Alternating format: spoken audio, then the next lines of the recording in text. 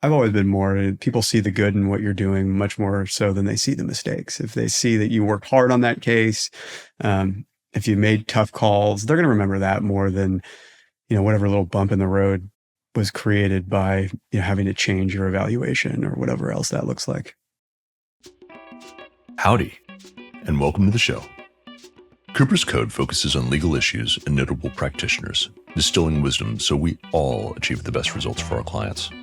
I'm Miles Cooper, and it is a special experience for me to share this conversation with Nolan Armstrong, who is now a full-time neutral with Signature Resolutions. Most folks will also identify him as a partner at McNamara, Ambacher, Wheeler, Hirsig Gray, LLP, where Nolan practiced for almost 20 years, or as the past president for the Association of Defense Counsel for Northern California and Nevada. I first met Nolan in an uncommon circumstance. My client was willing to accept policy limits for a significant injury case, but only if there was an opportunity to sit face-to-face with the defendant, and for my client to tell that person how his life had been changed. Nolan was assigned by the carrier to attend, and it was evident why the carrier picked Nolan. I observed Nolan's empathy, openness, and patience firsthand. It is no surprise to me that Nolan has taken that quiet confidence paired with deep listening to move into helping people navigate challenging conflicts in the mediation setting.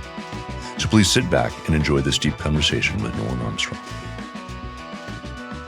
Welcome to the show, Nolan. Thank you, Miles. Thanks for having me. I want to start with kind of going into a little bit of your background, and perhaps the easiest way to do that is to ask you what drew you to the law in the first place.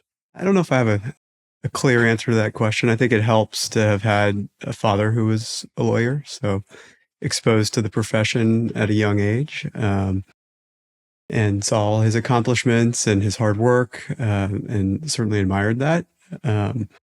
And then, like a lot of people, I majored in political science in college at UCSB, and law school seemed like the next logical choice from there when you don't really know what you want to do from your life. So a little bit of everything. I think my dad's path had always pushed me in that direction. And then, going to law school, it was a fulfilling experience and reinforced that I'd made the right decision. But I would say that when I decided to enroll, I wasn't 100% sure that it was the career for me. And where did you grow up? I grew up in the East Bay in Danville. Okay. What kind of lawyer or law did your father practice? He was a land use attorney at a local firm in Danville. Represented real estate developers, residential, commercial, and helped develop a lot of the properties as the East Bay grew. Oh, wow. Yeah. That must have been interesting. Mm-hmm.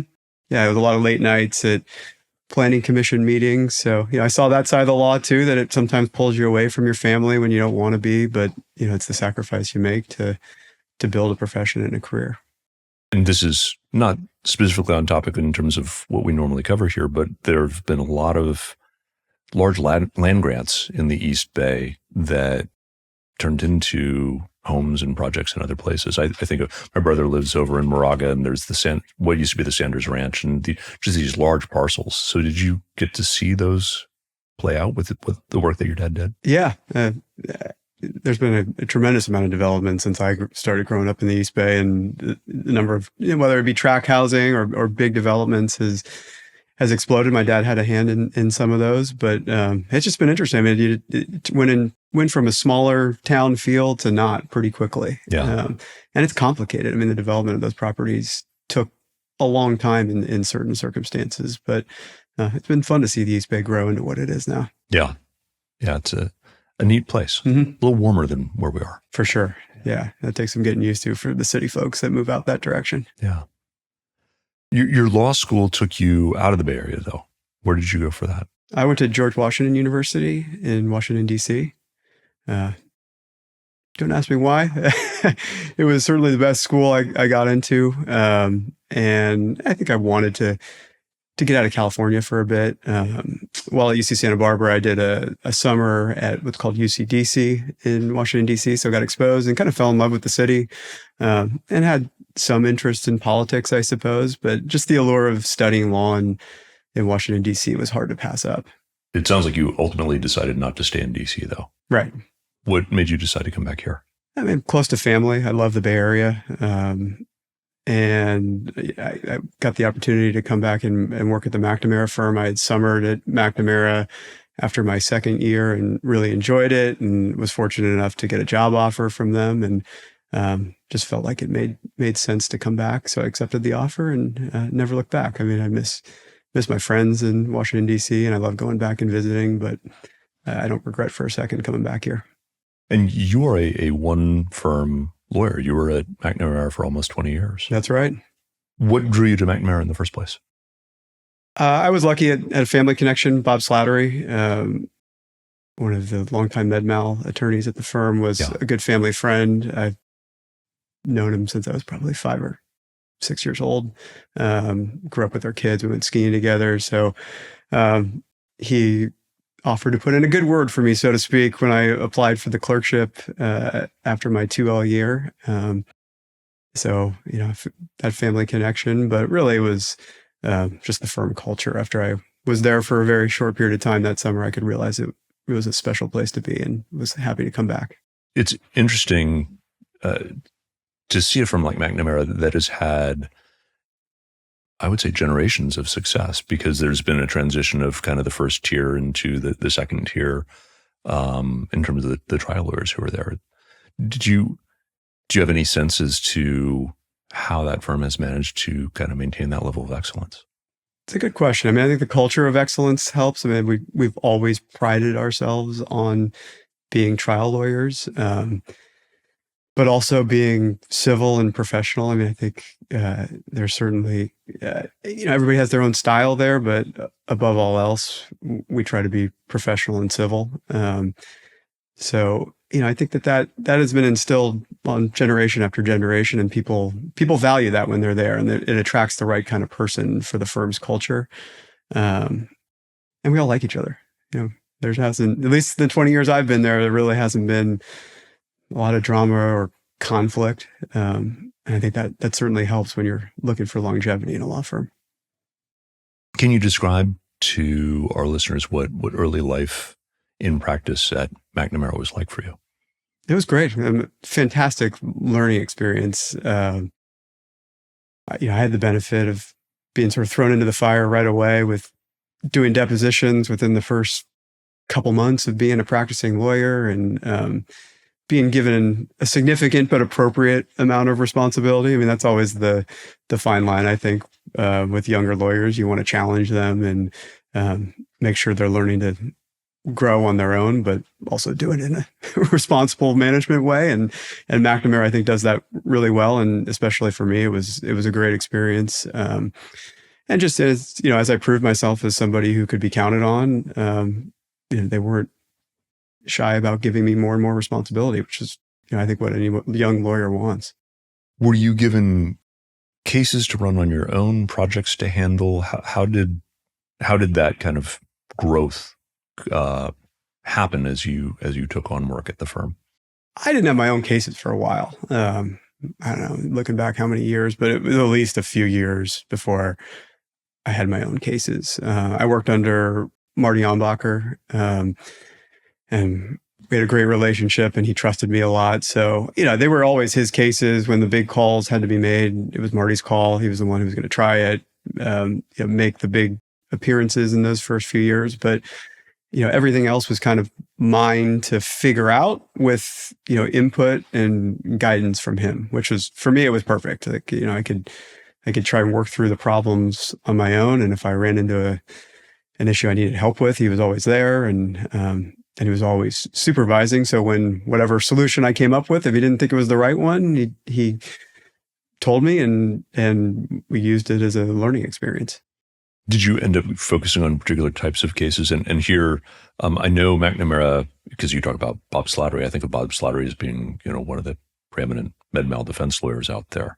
Did you end up doing med-mal or all types, or what have you? I'd say a little bit of all types. I mean, I had a couple of med-mal cases early on, but Marty has a pretty diverse practice. So I was doing personal injury work, defense of public entities and a variety of claims, real estate, landlord tenant, landslides. So it was diverse. So I think I did track the firm and without specializing really heavily in any particular area. The med mal team is pretty specialized at McNamara. When I first started out, there was an asbestos team and a bigger construction defect team. But I think generally speaking, the idea at a firm like McNamara is that you want to get as broad of exposure to different practice areas as you can and build up as broad of a client base as you can.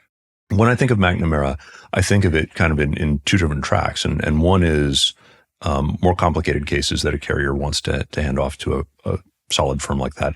The other is sometimes bring a firm like McNamara in when the in-house team has run into some issues and perhaps they want a little bit more trial clout than an in-house firm for a carrier has. Did you work on both of those types of cases? Yeah, I think very much the mantra at McNamara is, if you give it to us, we can handle it. We've got resources to do it, and the know-how and the expertise to get it done, whatever area of the law you're talking about. There's going to be someone who's handled that type of case before, who's tried that type of case before. And that's why I think you did see a lot of parachuting in at the last minute and taking over those complicated or complex cases from whether it's in-house counsel or other firms. Do you have any particular cases in the last 20 years that stand out in your mind as ones that really made a big impact on you in terms of your learning and your practice? Yeah, I think probably my biggest loss is the one that has made the most impact. I think like anything else, learning from your failures and mistakes is important. So I had a case up in Sonoma County. It was pre-pandemic, 2018, 2019, something like that, with Mike Green up at Abbey Weitzenberg, fantastic trial lawyer. And I was, excited to litigate against him. And I felt like it was a good case to try, right? Every now and again, you get one of these cases and you think, why not? And I think I knew throughout the case that the carrier was looking at it the wrong way, that they were not appreciating the plaintiff's injuries to the extent that they should have, and it was just being undervaluated. And as we got closer to trial, I probably didn't do enough to push back on that narrative and just kind of accepted the determination that had already been made. And it was a case too where, frankly, there wasn't a lot of risk. There was a big policy, and my client unfortunately had passed away from natural causes a few months after the accident. So, unlike some situations, you didn't have concerns about the insured's personal exposure. And I kind of looked at it as a freewheel to some extent, and deviated from what I usually do, which is, call it how it is. Make sure the carrier, really understands how I look at a particular case. And Mike nailed me. And he had a great client. She deserved it. Absolutely. She was a really nice lady, and had a real injury, and in front of the jury, very convincingly testified to her damages. So, I really couldn't quibble with the result. It was a lot higher than I was expecting it to be. But, in terms of the learning experience there, it's, be yourself, make sure you're always adhering to how what your approach is for handling cases. Don't get lulled into a false sense of security or convince yourself that, this time can be different. And I just, again, it just taught me, stick to my practice and it'll be okay. That's an interesting opening for a conversation about the decision-making that goes on behind the scenes between the defense team. And when I talk about the defense team, I mean the attorney and the adjuster, or the various layers that are involved in a case. And the reason I bring this up is, on occasion, we participate in a mediation where the mediator pops in and says, I'm not making any headway. The defense lawyer gets it, but the person who's making the decisions, and there's the adjuster, and they're just not hearing what anyone is telling them. So you talk about this experience being one where you weren't necessarily in agreement with how, and I'm guessing it's the carrier in terms of how they assessed it. Is that fair? Right. In your years, how did you engage with the carriers to help them understand their risk in a way where you could help them reach resolution short of getting a bullet between the eyes? I think it really helps if you have a personal relationship with the adjuster that you're working with, that you've worked on a number of cases with them, and that they trust you.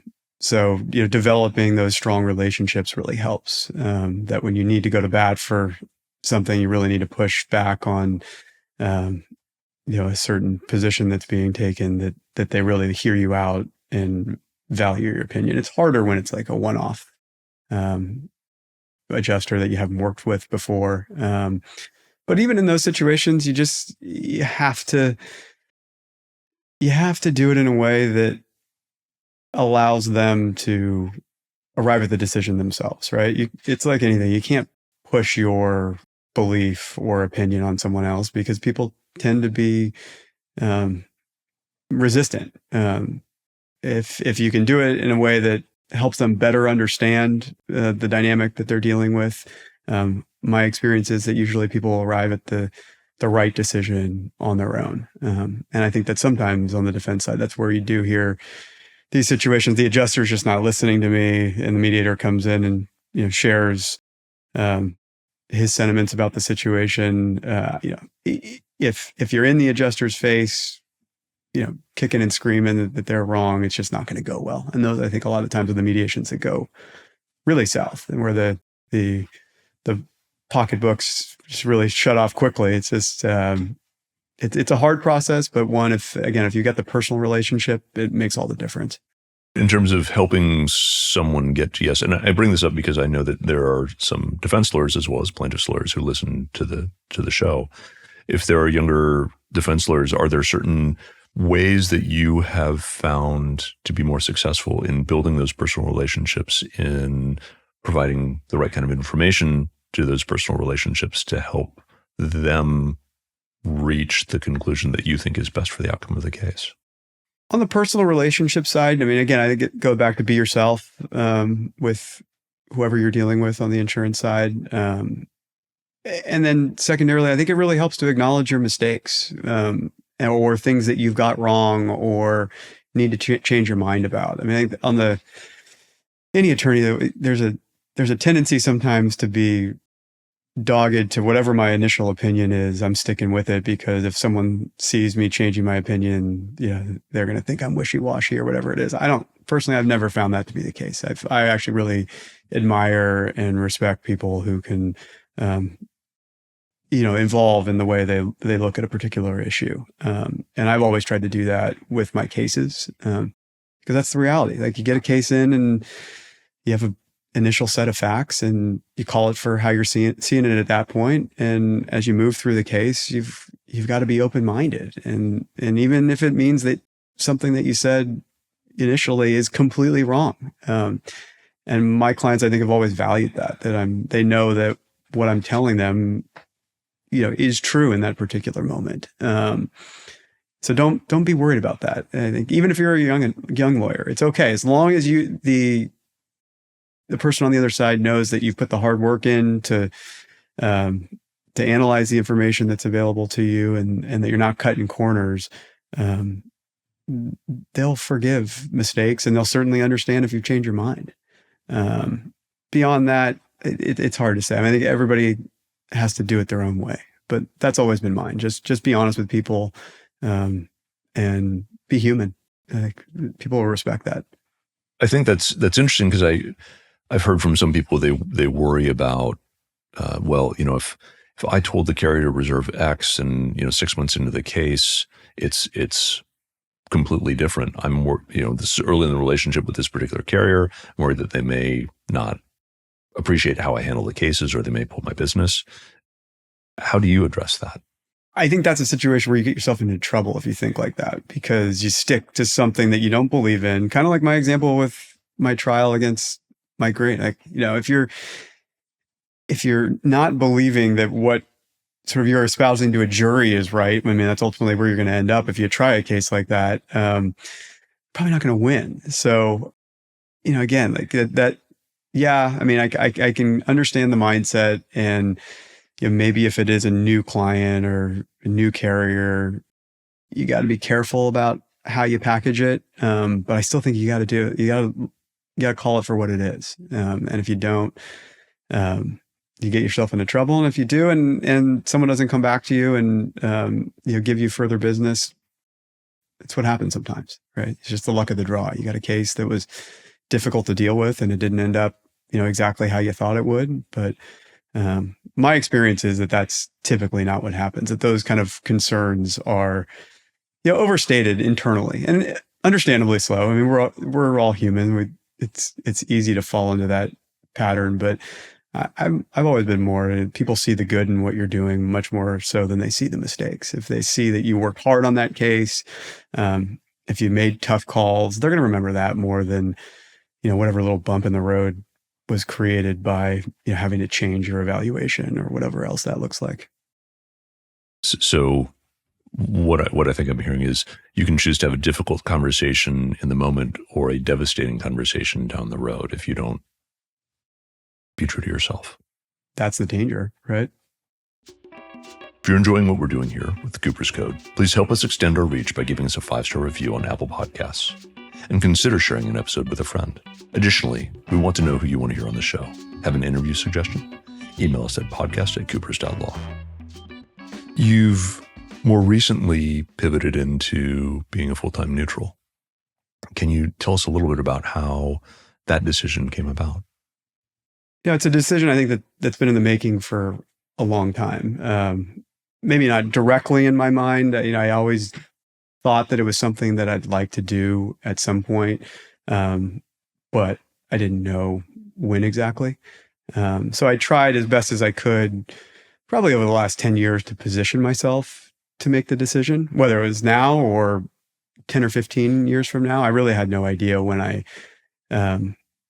started down the path. But more recently, for several years, I was on the settlement conference officer panel in San Francisco Superior Court. So, getting used to the role of a neutral and trying it out, both, seeing how I was received by attorneys and insurance folks in that neutral role, and then also see how I did settling cases to see if it was something that I would feel like I'd be good at. And it was really positive and rewarding. And I just got to the point where I said, this has got to be something I'm either going to do full-time, all in, or I'm not going to do it. Being a litigator and mediator simultaneously, it's tough. I mean, some people do it, but when you have a volume litigation practice like I did, there wasn't the bandwidth to really, build the type of mediation practice I wanted. I mean, maybe I would have had,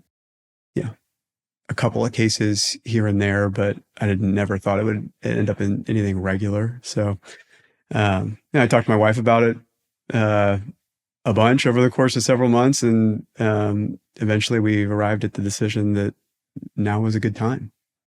And you are in a two-lawyer household, correct? I am, yeah.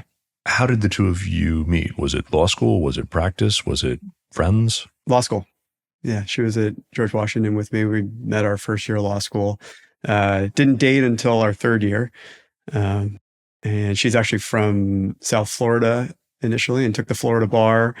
And we dated long distance for about a year. And then she came out to California and took the California bar, which she'll tell everyone that she'll never let me live down, and understandably so. And yeah, we've been living out here since.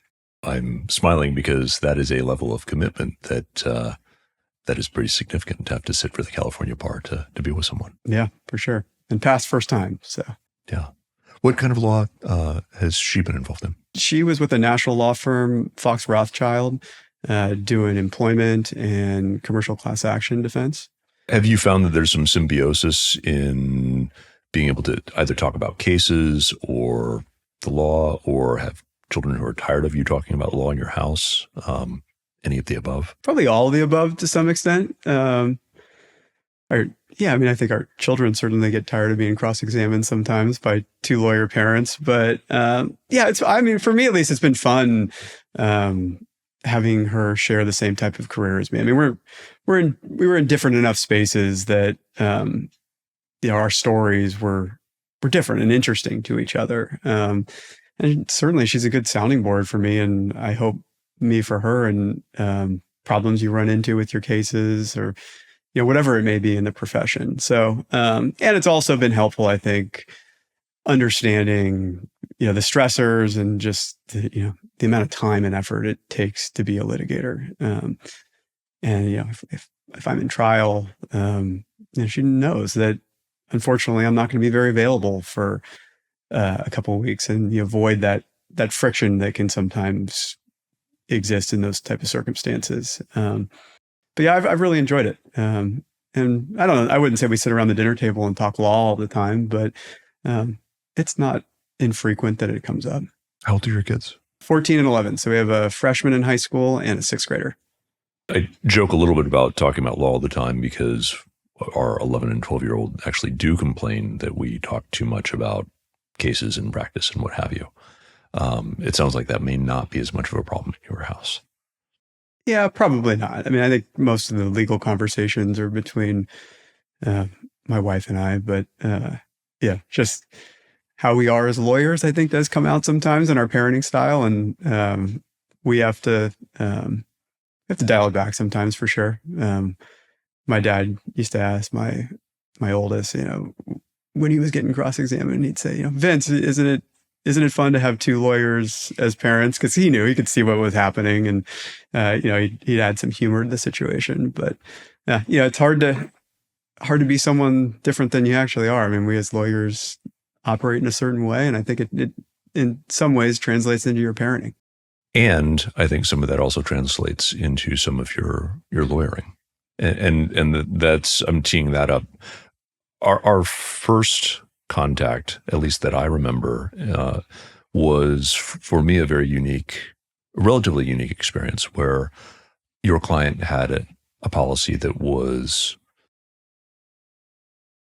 not a small policy, but not the type of policy that would have covered the significance of the injuries that my client sustained. And my client was only willing to take it if he could have a face-to-face with the person who injured him and go through what this had done to his life. And I bring this up because when I talk about parenting and its impact on law, the empathy and the patience and the openness that you brought to that conversation was the type that is not always seen from defense lawyers. And I'm treading lightly when I say that. And so I'm teeing that up. Do you have any sense as to whether the carrier selected you specifically for that kind of an engagement based on who you are? I don't know. That's a good question. I mean, I remember it really well. It was a unique circumstance for me. It's never a situation I've hadn't come across before that, and haven't come across it since. But it was rewarding. I really enjoyed it. It was great to meet you, and I couldn't say enough good things about the way you handled the situation, including the nice remarks that you made to my client after we talked with your client. But I really enjoyed that, to be honest with you. It was not something I expected to have to do as part of my legal career, but it really was fulfilling because I think it meant a lot to my client to do it. I mean, it was a horrible accident. Your client was horribly injured, and I know that he carried a lot of guilt and his own grief for what happened. And I think talking about it, I'm hoping, helped him out in life. And it's not something that he has to, he's always going to carry that weight with him, but hopefully it's a little lighter. But I don't know. I mean, I just did my best to support him. I mean, I tried to put myself in his shoes and think, I can't remember how old he was. He couldn't have been much older than 20 or so. And to have something like that happen to you early in life like that, it had to have been tough. I mean, obviously much tougher for your client. They're the one that is injured and has to deal with the residuals for the rest of their life. But helping him through that meant a lot to me, and I was really happy that the carrier picked me, whether they knew it or not. The reason I bring that story up is it really did not surprise me at all when I heard that you were going to be transitioning into mediation, because your ability to listen, deep listen, and your ability for empathy seem like two real natural strengths for helping people who are in conflict reach resolution. Where do you think that came from for you? Was that something from your upbringing? Is that something that's natural wiring? Is that something that you learned through the firm environment and the partners that you had? Again, I think probably a little of everything. I mean, I had great parents and a loving family, so I think that helps, right? Like, and they always taught me to be kind to people and try and be considerate of other people's feelings. I think that helps. Being at a firm where you're surrounded by like-minded folks certainly helps. And yes, other aspects of my family situation I think have helped. The evolution of empathy. I don't look back in life and think that there's some point where all of a sudden I became an empathetic person. It's something I try and get better and better at every day. I mean, I think it's just that's such an important skill in life. So if it's a work in progress, I can always do better. But I work really hard to understand people and what they're going through. Thank you for listening, and please join us next week as we continue this conversation. Please email us at podcast@coopers.law with questions, comments, feedback, and suggestions for who we should have on the show. Like what you heard? Share us with a colleague and leave us a 5-star review on your podcast platform of choice. To all of you doing justice out there, happy hunting.